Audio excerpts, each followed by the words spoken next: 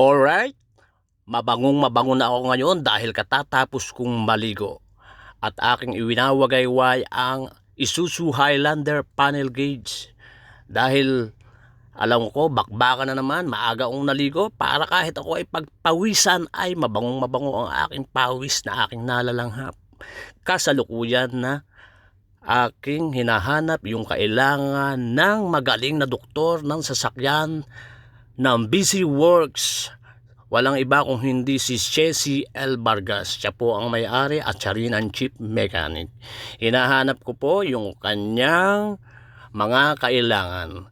At sa aking paghahanap, alam ko kahit na mainit at ako ay pagpawisan, ay alam ko na maalalahanghap ko ng mabango ang aking pawis.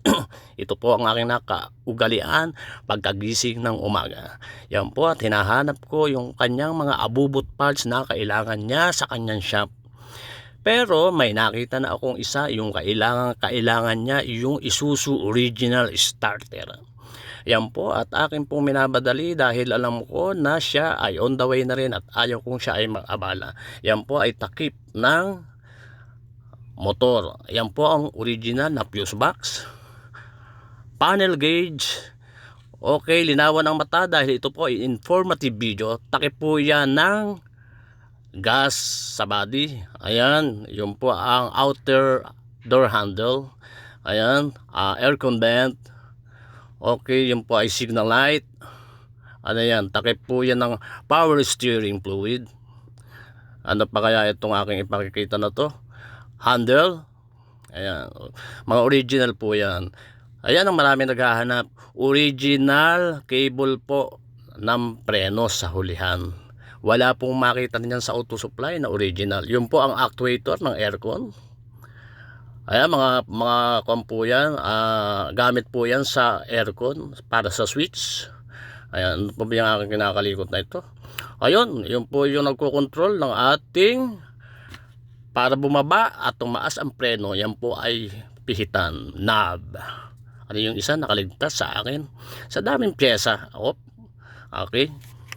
Teka, at maghahanap po muna ako para maipakita ko sa inyo. Yun ang kay Chessy Vargas na starter. Yan po, very rare.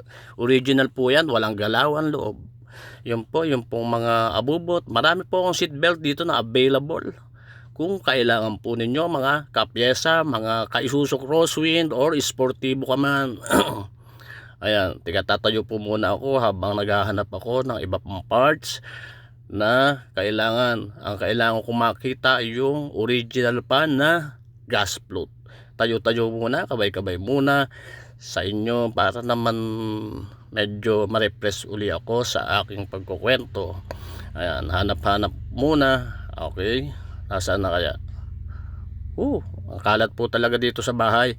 Sabi ko nga sa mga anak ko, pag walang kalat, walang pera tayong pambili ng bigas at ng tuyo. Importante po lagi kasi ang may pagkain tayo sa ating hapagkainan. Yun nga ang lamesa, wala pang nakalagay.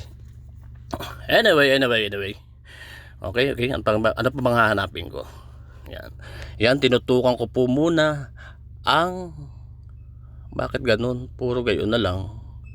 Ayan, parang wala na akong hinahanap at napatutok pala yung camera. Ayun, teka, at magbubukas po ako. Ay, dumaan ang aking anak. Naku, baka nakasimangot kasi makalat. Alam nyo po naman yung mga dalaga, gusto lagi malinis sa bahay. Okay, yun po yung starter uli.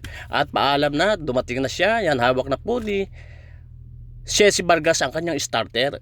Thank you for watching. Bye bye kaibigan, at pupunta ko sa inyo para i-vlog ko ang iyong shop.